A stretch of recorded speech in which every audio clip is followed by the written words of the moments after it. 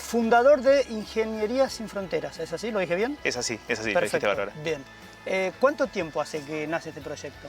Este proyecto nace, vamos a cumplir ahora 10 años, dentro de muy pocos meses. Así que ya somos un proyecto joven, pero con su recorrido. Bien, ¿vos lo arrancás con quién? Primero, ¿cómo surge la idea? Bueno, en mí surge la idea hace 20 años, en la crisis del 2001. Yo estudiaba ingeniería en ese momento y la crisis nos golpeó fuertísimo a la gente que estábamos viviendo la realidad, que éramos ya adultos en ese momento. Y en ese momento sentí que tenía que tomar una decisión de vida, de dedicar mis mejores horas para, bueno, trabajar en mi entorno y trabajar en temas con sentido. Entonces, involucrarme en las problemáticas sociales. ¿Y por qué por ese lado? ¿Desde dónde surge esa idea? ¿Venís de una familia con esa mirada del compromiso hacia ayudar al otro? Mira, no particularmente, pero sí me parece que a cada uno lo golpean distinto los eventos. En este caso a mí me golpeó de esa manera y sentí que con el estudio no alcanzaba, que con desarrollarme profesionalmente no alcanzaba y que necesitaba involucrarme de lleno, pero me iba a tener paciencia a terminar la carrera y a poder desarrollar un poco profesionalmente para poder después dar el salto. Y el salto lo pude dar recién 10 años después de esta decisión. ¿Vos arrancás con esto y se lo propones a quién? En realidad empecé esta búsqueda en solitario al principio y después me encontré con una antropóloga, Natalia, que también tenía inquietudes similares. No nos conocíamos, yo había renunciado a mi trabajo, yo estaba trabajando en empresas y decidí dar el salto de la renuncia y buscar a ver cómo desarrollar esta idea. ¿Fue difícil tomar esa decisión? Muy difícil, me temblaban las piernas, no sabía cómo me iba a sostener, cómo iba a parar la olla a fin de mes. Lo que tenía es un resguardo económico. ¿Cuánto tiempo venías trabajando ahí? Venía trabajando 10 años en distintos lugares, pero en el momento de dar el salto tenía ahorros como para poder bancarme unos meses. Sí. Si no salía, si esta idea no se lograba desplegar en esos meses, bueno, me las iba a ver complicadas. Pero bueno, por suerte me encontré con Natalia, que también pegamos onda enseguida y entendimos que los caminos eran similares, las búsquedas eran similares, y empezamos a soñar esta idea de Ingeniería Sin Fronteras que muy pronto se pudo poner en práctica y materializar. ¿Cuál era el plan original o no había un plan original? ¿Cuál era el proyecto? El plan original era armar una comunidad que pudiera desarrollar proyectos, que pudiera involucrar a las personas de la ingeniería, que la verdad que a mí me pasó en lo personal de estudiar ingeniería y tener 50 materias en toda una carrera y que no haya un humano en el camino. Es decir, en ninguna de las materias que tuve, o casi ninguna, tal vez en una sí, se hizo foco en las personas que habitan esos lugares, en las personas que cruzan esos puentes, en las personas que trabajan en esos lugares, en esas industrias que pensamos desde la ingeniería. Entonces, a mí eso me llamaba la atención poderosamente porque impacta tanto la ingeniería en las vidas de las personas y que no estudiemos, que no metamos al humano en la formación.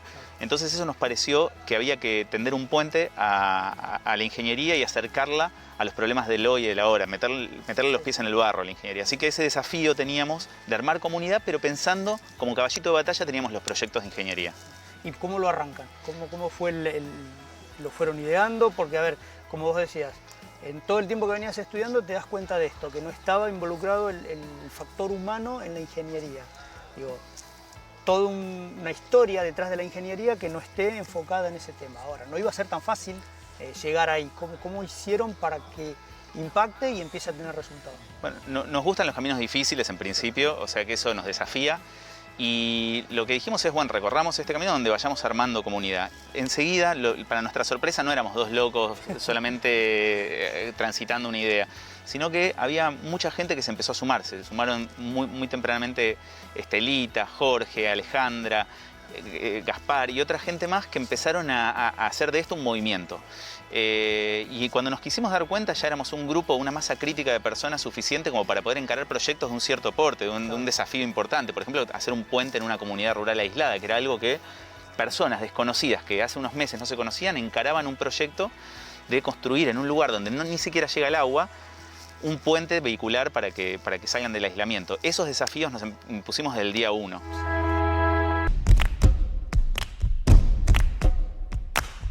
¿Cómo llegan a Santiago del Estero?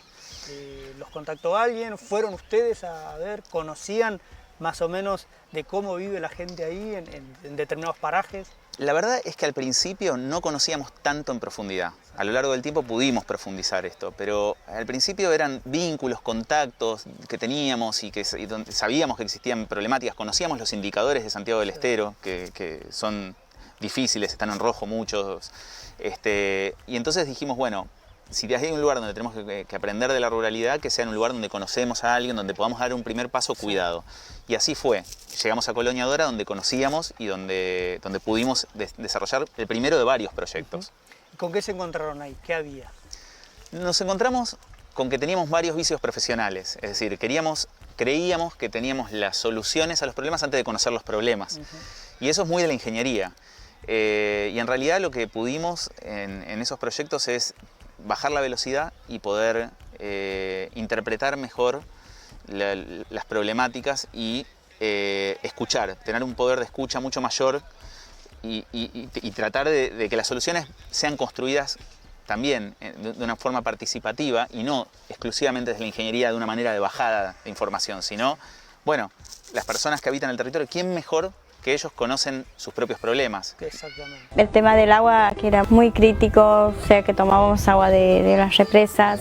No había agua para los animales, no había agua para la gente.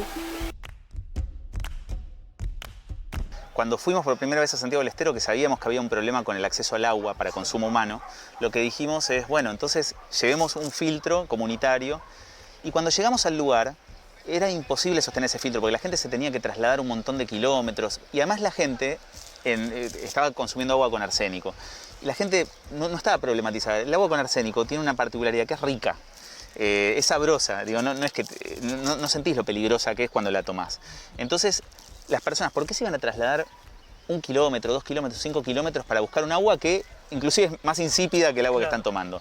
Entonces ahí lo que nos dimos cuenta, y ese proyecto mutó, y eso fue un gran aprendizaje para nosotros, que el problema del agua lo podíamos solucionar trabajando en el desarrollo de un puente por el que pudiera pasar un camión que distribuyera agua.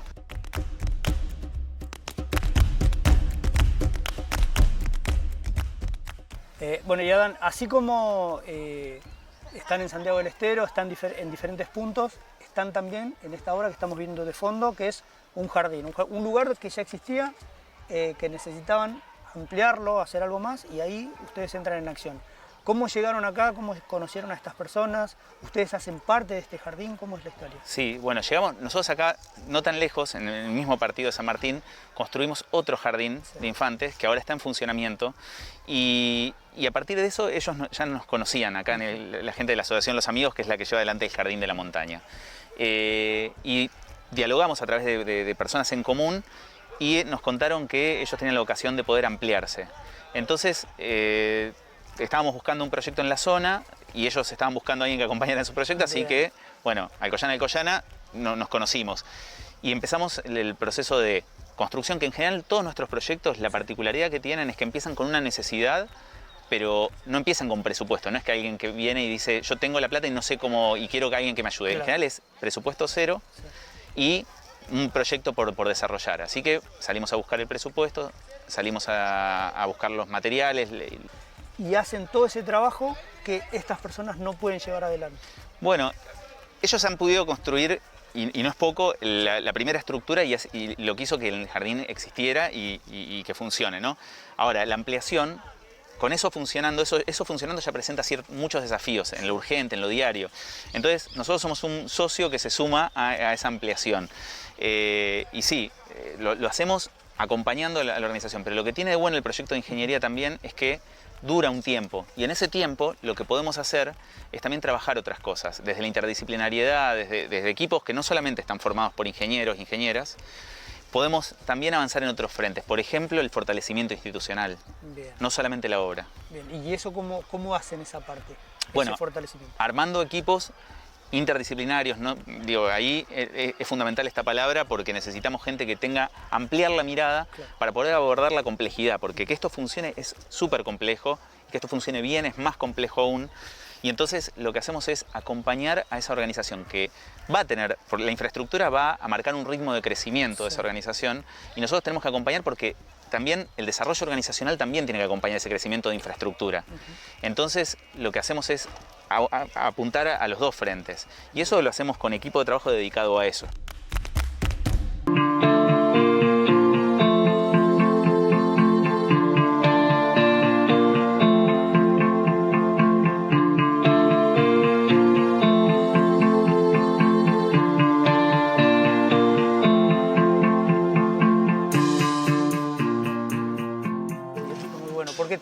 decía esto, brinda la oportunidad a personas que quizás, sobre todo en esta época donde es tan difícil de repente conseguir un trabajo, o por ahí personas que son de acá del barrio que no tuvieron nunca la posibilidad que de repente tuviste vos, que tuve yo, de estudiar, de formarnos, personas que no tuvieron esa oportunidad y de repente proyectos como estos es de gran ayuda. Sí, este proyecto le abre las puertas a personas que estuvieron detenidas, que ganaron su libertad, pero que todavía les cuesta poder enganchar los primeros laburos. Entonces este proyecto abre las puertas a la gente, a gente del barrio que está tratando de encontrar trabajo. Entonces esto lo que es también otra puerta de entrada y tratar de acompañar ese momento de búsqueda y que es difícil. Totalmente, en general. Totalmente. Y el trabajo, bueno, acá en este caso personas que estuvieron en un contexto de encierro, pero ustedes también, lo mencionabas recién, están trabajando dentro de los penales. Sí, trabajamos en los penales. Ahí Estelita, que es la presidenta de Ingeniería Sin Fronteras, trabaja hace un montón de tiempo en cárceles y ella nos invitó a conocer los desafíos que hay en las cárceles decidimos ahí que era uno de los frentes más de trabajo que íbamos a tener. Nos interesa la problemática carcelaria, hay mucha gente en situación de encierro y nos interesa poder brindar esas herramientas, poder acercarlas, poder ingresar y poder también recibir a la gente que sale. Entonces siempre tenemos algún proyecto en cárceles. En este momento estamos trabajando en la cárcel de San Martín, también en la cárcel de mujeres, para crear un espacio recreativo. ¿Tuviste la posibilidad de ir a esos penales? Sí. De hablar con algunas personas que están ahí en contexto de encierro? Sí, di clases 5 años en las carreras de administración y sí, y lo di en la cárcel de Devoto, entonces tuve mucha gente que atravesé. La verdad que la experiencia fue muy buena, se cortó solamente por la pandemia, si no claro, seguiría ahí presente. ¿Y cuál fue la experiencia? ¿Qué me puedes contar de esa vivencia? ¿Con qué te encontraste? ¿Qué te quedó o qué te queda de esa experiencia? Me encontré con que solamente en las cárceles hay solamente un tipo de personas con bajos recursos económicos en general. Sí. Me encontré con que hay gente que cometió un error y que tienen muchas ganas de poder formarse, tienen ganas de recomponer su vida, tienen ganas... También me encontré con personas que no, es decir, me encontré con el abanico que encontramos también en la vida diaria fuera de las cárceles, ¿no? De personas que están interesadas en crecer, personas que no, con ese mismo abanico.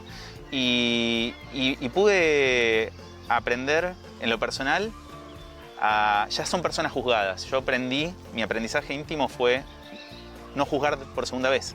Entonces yo voy, doy las clases, escucho, trato de acompañar esas vidas, pero sin juzgar otra vez. Bueno, Estelita, es un placer estar acá en esta montaña. Igualmente. Tiene mucho que ver con el barrio esta montaña. ¿Sos ingeniera? Sí. Bien. ¿Cuánto tiempo de profesión? 46 años. ¿Por qué decidiste ser ingeniera? ¿Venís de una familia de ingenieros? No, nadie, de ninguna de las ramas. Yo toda la vida amé las matemáticas. Y cuando tuve que decidir qué carrera quería seguir, andaba por ese lado, pero me pareció que quería más, que quería que fuera una matemática aplicada, que tuviera resultados, que se viera. Y ahí empecé a pensar en la ingeniería. Y una vez que decidí, puse proa en esa dirección. Tenía 12 años cuando decidí ser ingeniera. 12 años. 12 años. ¿Familia tipo? ¿Cómo estaba compuesta tu familia? Papá, mamá, una hermana y yo. Sí. ¿Cuál era la situación de la familia en ese momento? Clase media y te diría que de a momentos baja. Sí. ¿A qué punto nos baja? costó, no nos faltó la comida, nada, pero había que hacer las cosas con mucho esfuerzo, con mucho trabajo. Por ser la carrera mía, una carrera que convocaba compañeros a trabajar en grupo, fue bastante frecuente que yo llevara a mis compañeros a casa y que le dijera muy suelta de cuerpo a mi madre, se quedan a cenar. Y después, mucho después, descubrí que mi madre cortaba el churrasquito en 50 partes para poder poner un poquito en cada sándwich, porque no había en casa eso. Y quién sabe, ella se quedaba sin comer. Así que tuvo ese nivel. Yo no me di cuenta. ¿No te das cuenta? No. Pero lo que sí me di cuenta era que yo tenía que ganarme el dinero para pagarme los estudios. Entonces empecé a dar clases, siempre di clases, desde los 6 años que di clases. Siempre, siempre, a mis compañeros, a los chicos del barrio. Entonces me pagué casi toda la carrera dando clases de matemáticas, física y química. Entonces esa es la imagen que tengo y también es la imagen de la solidaridad puesta en funcionamiento ya desde ese momento, de haber inundación en el barrio y ser mi hermana y yo muy chiquitas y juntar nuestros juguetes y llevarlos a la escuela donde estaban las personas refugiadas y viajar cada año a Paraguay llevando también nuestro montón de cosas y protegiendo gente.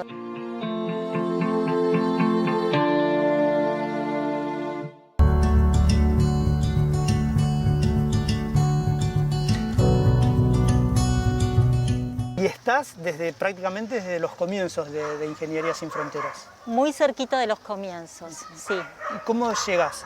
¿Cómo te convocaron? ¿Cómo fue que llegaste? Yo soy docente en la Facultad de Ciencias Económicas de la UBA hace 30 años, 31, y hubo un colega que se comunicó conmigo y me dijo, Estelita, hay un amigo mío de la infancia que está iniciando una organización que me parece que es para vos. Y nada más saber el nombre me pareció que era, y lo llamé a Adán y mantuvimos una conversación de 45 minutos, él estaba en Santiago del Estero y encontramos así como esa hermandad, ¿no? Sí. Sabíamos que teníamos algo para hacer juntos. ¿Ya te habías involucrado vos antes en algún trabajo social así fuerte o no? Siempre en todas estas cuestiones de ayuda, de colaboración y demás, particularmente hace 31 años también, por la Facultad de Ciencias Económicas, fui una vez a enseñar a la cárcel de Devoto, bajo el programa UBA 22, que es de educación universitaria en las cárceles, y me quedé. Y me quedé como profesora y como coordinadora de la facultad en los centros universitarios de las cárceles. Entonces, en eso, digamos, como también forma parte de mi cotidianeidad permanente, ¿no? Es decir, respiro y tiene que ver con el latido de mi sangre, todo eso. ¿Y qué tipo de cursos hay? Mira, tenemos el original, tiene que ver con gestión estratégica de proyectos sociales y justamente es hacia el desarrollo sostenible que hemos hecho, de él estamos como en la 9ª edición en relación con la UTN. Ahí lo que nosotros procuramos hacer es, nos dimos cuenta desde el comienzo que estábamos viviendo una experiencia muy fuerte y que esa experiencia que representaba nuestra visión de las cosas era importante conceptualizarla y ofrecerla. Entonces eso es lo que hacemos y el propósito básico es que las personas que expresan los temas tengan ese conocimiento puesto, vivido sobre el cuerpo, no simplemente la teoría de un libro, sino la experiencia propia. Hay otra versión que está en forma virtual de ese mismo curso. Tenemos una diplomatura en energía sostenible que es maravillosa, donde se estudia justamente todas los salvoconductos para esta vida que destruye el planeta. Y hay una formación fantástica que empezó haciéndose en San Martín para instaladores de paneles fotovoltaicos. Esa formación migró, se extendió con uno de nuestros componentes, uno de nuestros ingenieros, en el barrio 31, y se formaron instaladores. Y a partir de ahí se generó una empresa que amamos, una empresa social que nosotros incubamos, que se llama Rayo, que lo que hace es los cálculos y la instalación con este equipo de personas que pertenecen a barrios vulnerados y demás, se instalan paneles fotovoltaicos en viviendas, en comercios, en industrias, en el Estado. Y es nuestra niña en este momento, tenemos un orgullo muy grande por eso. Sí.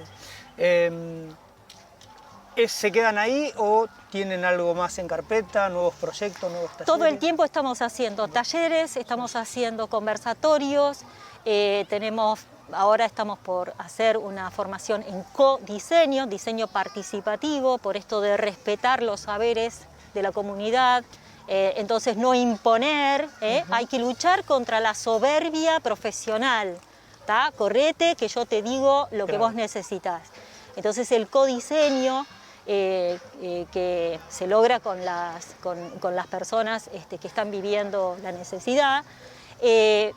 Tenemos formación sobre eso, tenemos algunas formaciones especiales que tienen que ver con enfoque de género, trabajamos con enfoque de género, trabajamos con enfoque de derechos humanos.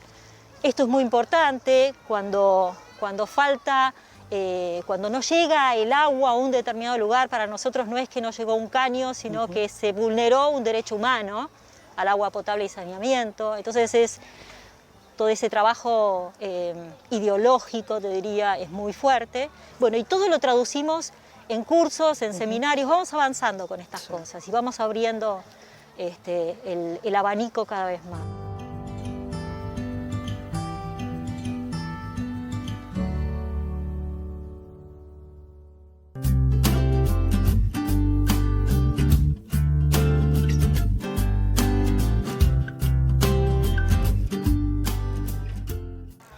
¿Qué es la solidaridad para vos? Yo la solidaridad la ligo más a la palabra empatía. Solidario quiere decir pegado, ¿viste? O sea, es como de soldar, ¿no? O sea, acá al costado. Empatía es como... Ser empático es ser el otro. O sea, es convertirme en el otro y desde el otro ver y sentir lo que el otro siente y ve con su historia, con su pasado, porque tenemos mucha costumbre de decir yo en tu lugar, ¿no? Y en realidad no soy yo, es el otro. Es el otro. Entonces, me gusta más, te diría, agrando la apuesta y te digo solidario, que es como soldar, como estar pegado, y ir juntos y hacer fuerza juntos, pero le pido un grado más, ¿no?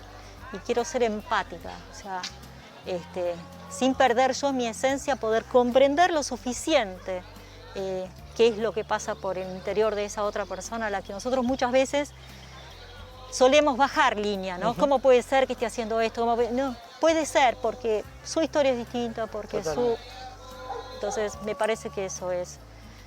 Se pueden combinar las dos cosas, ¿no? Es estar pensando en el otro, en la otra.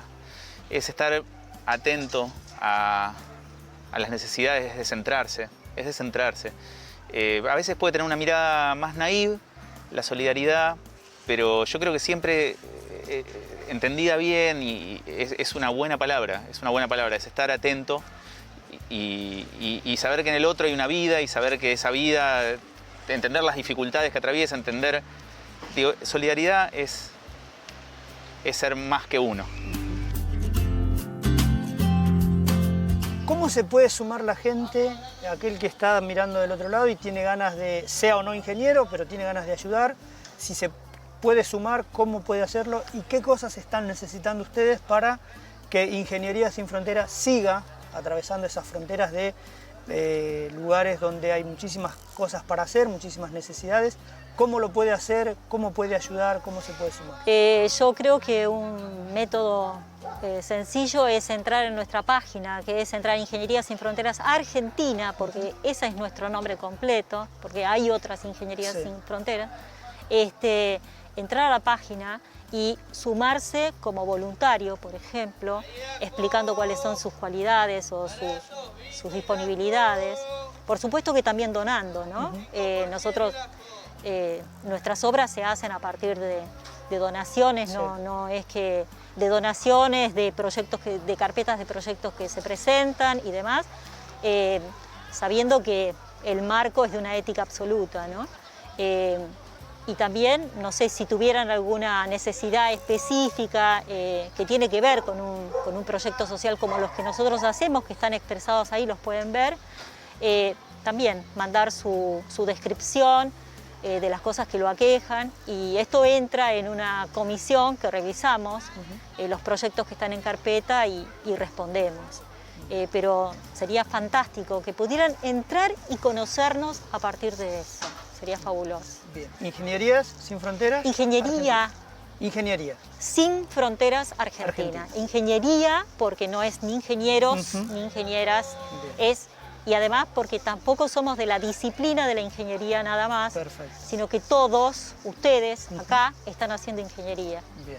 10 años ya de este, más o menos, el tiempo recorrido. Sí, casi. Muchísimas obras, obviamente, que se fueron construyendo, muchísimos proyectos lindos que significaron mucho para muchas personas que literalmente les cambió la vida. En estos 10 años, ¿en qué te cambió a vos? ¿Qué cosas te fueron quedando, te van quedando? ¿Y cuáles son las expectativas? Bueno, siendo completamente egoísta, este proyecto lo que me ayudó es a rodearme de gente maravillosa. Y que mi cotidiano, algo que nunca creí que iba a tener, es que mi cotidiano sea rodeado de gente maravillosa. Eso es algo que es demasiado pedir para la vida. Yo no sufro el levantarme a la mañana y decir, uy, me voy a encontrar con... Al contrario, disfruto enormemente. Entonces, con la gente de las organizaciones, con el propio equipo de Ingeniería Sin Fronteras, eso me lo dejó. Me enamoró de la vida también, y no de una manera romántica, sino con todos los problemas que la vida trae, con todas las dificultades que tienen las personas. Aún así, veo como de todos lados sigue creciendo las flores, hasta en los lugares más terribles pasan cosas excelentes. Entonces, eso me vincula a lo terrenal, a la vida. La verdad que es maravilloso transitar este proyecto. Adán, gracias. Gracias a vos.